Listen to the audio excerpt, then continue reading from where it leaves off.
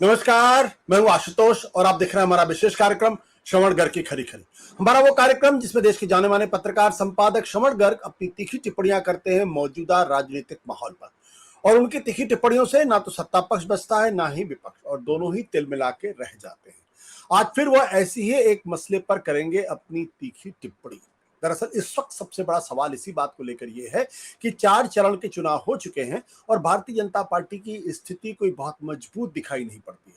कई तरीके के सवाल हैं और कई तरीके के जवाब भी हैं, लेकिन एक प्रश्न जो बना हुआ है जिस पर चर्चा नहीं हुई है, वो चर्चा यह है कि चुनाव के बाद भारतीय जनता पार्टी का क्या होगा। अगर भारतीय जनता पार्टी जीतती है तो क्या होगा, भारतीय जनता पार्टी अगर हारती है तो क्या होगा, और भारतीय जनता पार्टी अगर कमजोर होकर केंद्र के अंदर सरकार बनाती है तो क्या होगा। और इन तीनों परिस्थितियों में नरेंद्र मोदी, अमित शाह, जिनका इस वक्त बीजेपी पर पूरी तरीके से कब्जा है, उनका क्या होगा और उनकी पकड़ पार्टी पर कैसी रहेगी। श्रवण जी से जानेंगे। श्रवण जी, आपका बहुत बहुत स्वागत है आपके अपने ही इस विशेष कार्यक्रम में। तो जो सवाल खड़े हुए हैं, क्या कहते हैं आप उन पर? देखिए, ये एक जो स्थिति है वो बड़ी इम्पोर्टेंट हो गई। बहुत हम लोगों का ध्यान कभी बहुत सारे लोगों का नहीं गया इस पे। हम लोग आमतौर से ये बात करते रहे कि यार कांग्रेस का क्या होने वाला है। मतलब जब तक राहुल गांधी मैदान में नहीं थे या इतनी मजबूती नहीं आई थी इंडिया अलायंस को, तो महत्वपूर्ण सवाल यही था कि यार कांग्रेस का क्या होने वाला है। राहुल गांधी आ गए। अब जो स्थिति है वो तो सबके सामने है कि जो बहस है वो अब ये खत्म हो गई है कि इनको 400 मिलेंगे कि नहीं, या 370 मिलेगी कि नहीं। बहस यहाँ समझ गई है कि ये इनकी हुकूमत आएगी कि नहीं आएगी, बहुमत मिलेगा कि नहीं मिलेगा। जितनी डिबेट्स हैं उसमें जो पॉइंट ऑफ डिस्कशन है वो ये कि भाई इनको ऐसा नहीं लग रहा है कि ये बहुमत का आंकड़ा मिलेगा। इसका मतलब ये है कि बहुमत का आंकड़ा मिलना नहीं मिलने पर बहस का केंद्रित होने का मतलब ये है सरकार के अलावा, मतलब सरकार किसकी बनती है, एनडीए की कैसी बनती है के अलावा जो एक बड़ा मुद्दा है जो सामने आता है, और जो बीजेपी के 18 करोड़ जो मेंबर्स हैं, जो बताए जाते हैं 18 करोड़, मान लो 18 करोड़ नहीं भी हैं तो 1 करोड़ ही हैं या 2 करोड़ हैं, जो कि अपने आप को जिन्होंने खपा के रखा है इतने सालों से, 8 करोड़ ही हो चाहे, उनका एक कंसर्न ये है, बहुत बड़ा साइलेंट कंसर्न है वो, हालांकि बहुत मुखर नहीं है, कि चुनाव के बाद पार्टी का क्या होने वाला है। मतलब सरकार से अलग जो एक चिंता व्यक्त की जा रही है, जो पार्टी के लोग हैं, मतलब पार्टी को डेडिकेटेड हैं और पार्टी के लिए काम करते रहे, बेसिकली वो ऑर्गेनाइजेशन में ही रहे हैं, सरकार में उनकी भूमिका बहुत सीमित रही है या नहीं रही है जी। उनकी चिंता ये है कि भाई पार्टी का क्या होने वाला है। क्योंकि देखिए, एक जो महत्वपूर्ण बात है पूरे घटनाक्रम में कि अगर भारतीय जनता पार्टी मजबूत नहीं रहती है या मजबूत नहीं होती है, तो फिर राहुल गांधी के नेतृत्व में इंडिया अलायंस भी वही तानाशाही की तरफ हो जाएगा। वो एक जो कांग्रेस नहीं होगी तो इंडिया अलायंस, क्योंकि आप अगर देखें कि इलेक्शन कमीशन के द्वारा रिकॉग्नाइज नेशनल पार्टीज में कौन कौन है, जैसे आप सवाल हो पूछे तो भाई भारतीय जनता पार्टी और इंडियन नेशनल कांग्रेस ही प्रमुख हैं।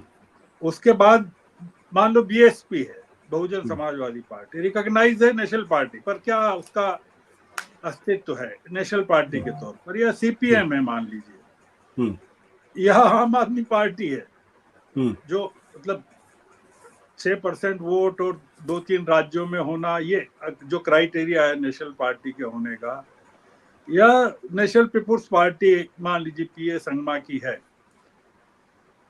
तो जो एक नेशनल पार्टी की अहमियत के लिहाज से तो दो ही पार्टियां हैं ना, एक तो कांग्रेस और एक बीजेपी। तो बीजेपी का लोकतंत्र में महत्वपूर्ण स्थान है, मजबूत रहना बहुत जरूरी है। हम्म, और हुआ ये कि पिछले 10 सालों में जो मोदी जी की नीतियों का जो सबसे बड़ा जिसको वो परिणाम भुगतना पड़ा है या कॉन्सिक्वेंसेस भुगतना पड़े हैं, या जो भी मतलब जिसको कहें अंग्रेजी में कहें तो सरकार के लिए एक आर्मी के बजाय वो सरकार का आर्म बन के रह गई बीजेपी। हम्म, हम्म, मतलब जो if you want me to define it that way कि it had always been an army for the government, now it has hmm, been reduced to an arm of the government. Hmm, तो ये है कि क्या ये जो इतनी बड़ी पार्टी है वो उसका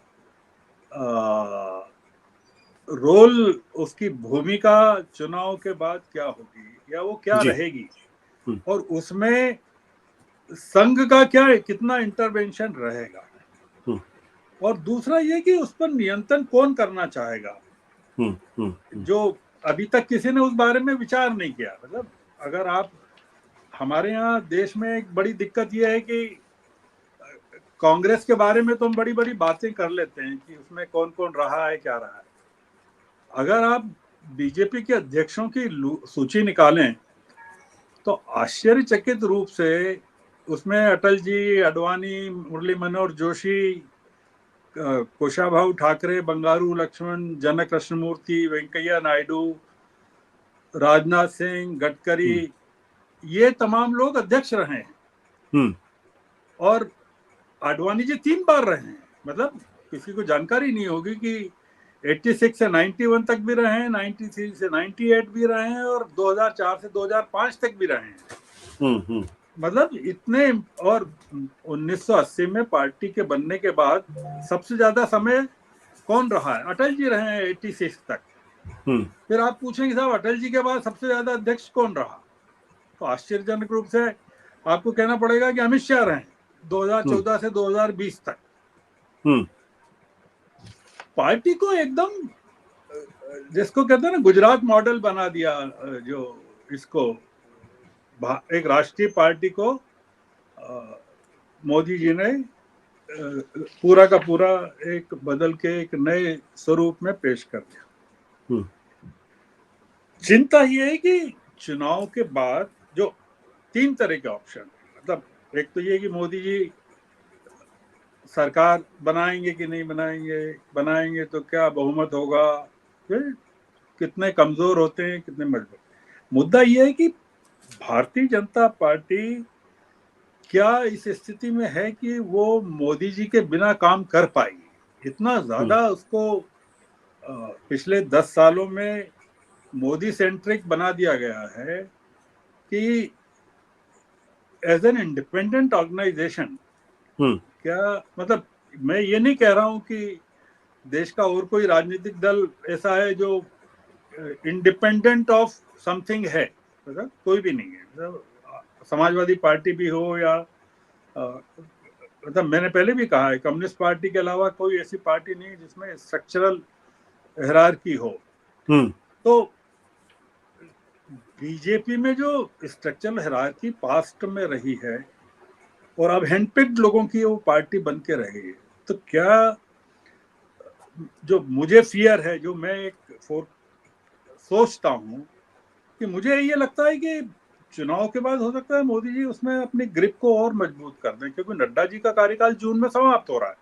हम्म, तो जैसे आप बात करते हैं हु आफ्टर मोदी, हम्म, या तो हु आफ्टर नड्डा के बारे में क्यों नहीं बात होती है कि हम्म, भैया आप एक्सटेंशन पे हैं, 2020 से हैं चले आ रहे हैं, और एक एक साल का एक्सटेंशन है, और निश्चित रूप से अगर परफॉर्मेंस आधार हो तो नड्डा जी को हिमाचल विधानसभा के में बीजेपी की हार के बाद ही हटा देना था। फिर उसके बाद नहीं हटाया तो कर्नाटक तेलंगाना के बाद हटा दे, वो भी नहीं हटाया। तो हम्म, अब तो स्थिति ऐसी है कि नड्डा जी को मतलब जून के बाद तो ये एक संयोग उपस्थित हो रहा है कि 4 जून को नतीजे आ रहे हैं और नड्डा जी का कार्यकाल भी जून में समाप्त हो रहा है। Who takes over BJP? Hmm, तो मैं एक सवाल ये भी पूछना चाहता हूँ, क्या मोदी जी खुद टेक ओवर कर लेंगे? हम्म, एंड व्हाई नॉट? अगर उनको बीजेपी के जरिए ही एक्ट करना है तो यह अमित शाह फिर से आ जाएंगे, जो 2014 से 2020 तक रहे हैं। और वो नहीं, ये दोनों नहीं, तो फिर कौन है? कोई नहीं है बीजेपी में जो अध्यक्ष बन सके। मतलब Gadkari, given all the, I mean,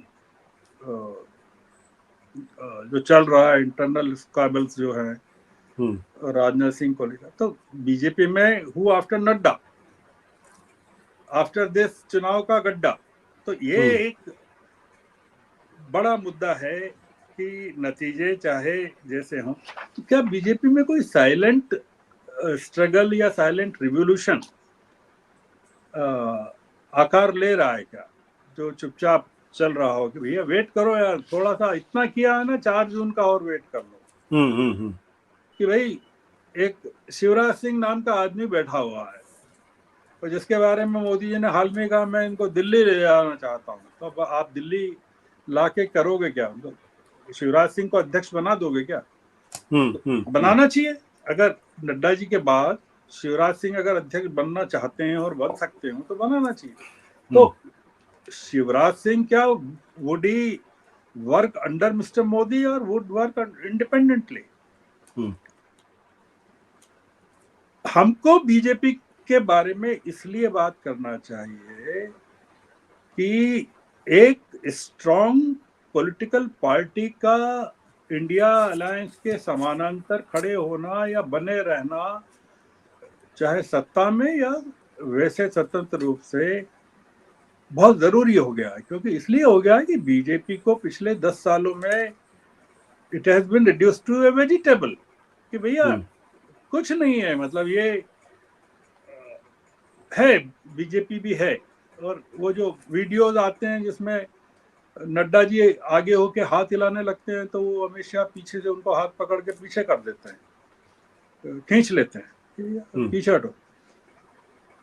हमारे यहाँ जो पार्टी अध्यक्षों की बीजेपी में जो गरिमा रही है, yo the kind of stalwarts we had in the party, even in Congress, मतलब कांग्रेस में भी एक बहुत समय के बाद खड़के के तौर पर एक सेल्फ डिपेंडेंट और सेल्फ रिलायंट और सेल्फ रिस्पेक्ट का आदमी कायम हुआ है, जो वो जिसको आप ये नहीं कह सकते कि वो ही टेक्स ऑल द डिक्टेशंस, कि वो हो सकता है वो सम्मान के तौर पर सोनिया जी का कहना भी मानते हो। और दूसरा ये है कि जो गुजरात का पैटर्न मोदी जी साथ लेके आए पार्टी को चलाने का, वो ये है कि गुजरात में तो उन्होंने जो पहला काम किया वो पार्टी को खत्म ही किया। पार्टी ऑर्गेनाइजेशन को डिमोलिश कर दिया, वीएचपी को डिमोलिश कर दिया, प्रवीण तोगड़िया को बिल्कुल was reduced to nothing, frontal organisation सारे खत्म हो गए। तो हम अपनी बहस को अब समेटते हैं कभी जी। तो वो ये मुद्दा है कि पार्टी के अंदर अगर कोई असंतोष है बीजेपी में, वो क्या मैनिफेस्ट होगा कि नहीं होगा, और होगा तो वो किस फॉर्म में होगा। मतलब बीइंग ए डिसिप्लिन पार्टी, जो क्योंकि मोदी जी ने जो मोनोपोलाइज कर लिया पार्टी को और सरकार को, दोनों को, मतलब हमको याद है कि ज्योति बसु को प्रधानमंत्री बनने से पार्टी पोलिट ब्यूरो ने रोक दिया था। जी जी। जब ये, अगर ज्योति बसु के इतिहास के बारे में पता करें तो उसमें एक ही अवसर आया था कि can he take over as the prime minister, should he aspire to be a prime. तो पार्टी के पोलिट ब्यूरो ने मना कर दिया और उन्होंने पार्टी के पोलिट ब्यूरो की बात मान ली। क्या मुद्दा यह है कि 4 जून के बाद मोदी जी पार्टी पर एक तो उनका नियंत्रण कायम रहेगा कि नहीं, पहली चीज से वो उतना ही स्ट्रांग रहेगा जितना अभी है कि नहीं रहेगा। दूसरा ये कि पार्टी में क्या मोदी जी ने कभी इस तरह की चीज असेस की क्या कि उनके कितने लोग हैं जो उनको उनके समर्थन में खड़े हो सकते हैं। एग्जीक्यूटिव तो ठीक है, आपने बना दिए कि आपकी मर्जी के वाइस प्रेसिडेंट हैं, एग्जीक्यूटिव में लोग हैं, इलेक्शन कमेटी में हैं, पर पार्टी एज ए होल क्या वो आपके पीछे आपकी बैकबोन की तरह अब खड़ी रहेगी क्या? और नड्डा जी का जो सक्सेसर है वो किस तरह का चुना जाता है और कैसे चुना जाता है, वो बीजेपी के आने वाले दिनों की क्या कहानी नहीं तय करेगा कि भाई ये जो पार्टी है अब इसका स्वरूप क्या बनने वाला है, मतलब आगे के चैलेंजेस को। क्योंकि जो अब चैलेंजेस हैं बीजेपी के सामने, वो चैलेंज अब कांग्रेस का नहीं है, अब चैलेंज बहुत अलग है। और वो चैलेंज इतना डिसेंट्रलाइज चैलेंज है। पहले सेंट्रलाइज चैलेंज था कि वो सोनिया गांधी जी के घर से निकलता था चैलेंज, या गांधी परिवार से निकलता था। अब वो चैलेंज इतना डिस्ट्रीब्यूट हो गया है कि वो चेन्नई से भी पैदा हो रहा है, बंगाल से भी पैदा हो रहा है, कर्नाटक से भी हो रहा है, तेलंगाना से भी हो रहा है, उड़ीसा से भी हो रहा है। न सिर्फ पैदा हो रहा है, वो मैनिफेस्ट प्रकट भी हो रहा है कि वो अमीर ये आम आदमी पार्टी केजरीवाल तक कह रहा है कि देश को पढ़ा लिखा प्रधानमंत्री चाहिए कि अपर प्रधानमंत्री चाहिए। अब ये तो इनकी तो जाने वाले हैं मोदी जी। और उसके बाद ये जो चैलेंज है, ये बड़ा चैलेंज है कि आपकी अथॉरिटी को रीजनल पार्टी किस्म के जो लोग हैं वो चैलेंज कर रहे हैं। तो क्या 4 जून के बाद BJP as a political party वो इफेक्टिव तरीके से सामने आएगी कि नहीं आएगी, और उसमें मोदी शाह की जो भूमिका अभी तक रही है वो कायम रहेगी कि कमजोर होगी? और कमजोर अगर होगी तो क्या ये होने देंगे क्या उसको, कि उसको और मजबूत करना चाहेंगे कि अब पहले जब हम सरकार में मजबूत थे तो हमको उतनी जरूरत नहीं थी पार्टी की जितनी कि अब है अपने एग्जिट। तो वो हो सकता है कि पार्टी की जरूरत को मोदी साहब और शाह साहब और ज्यादा गंभीरता से महसूस करके उस पर अपनी पकड़ को और मजबूत बनाना चाहें, और वो नहीं हो पाए। ये एक मुद्दा मैंने आपके सामने विचार के लिए अपने दर्शकों के लिए खड़ा किया है कि भाई हम चूंकि रोज एक अलग किस्म की बात करते हैं, बहस में डालते हैं चुनाव के संदर्भ में, इसलिए मैंने ये रूटीन से हटके एक मुद्दा दर्शकों के दिमाग में डाल दिया कीड़े की तरह कि वो 4 जून तक प्रतीक्षा करें। जी ठीक, thank you sir, thank you.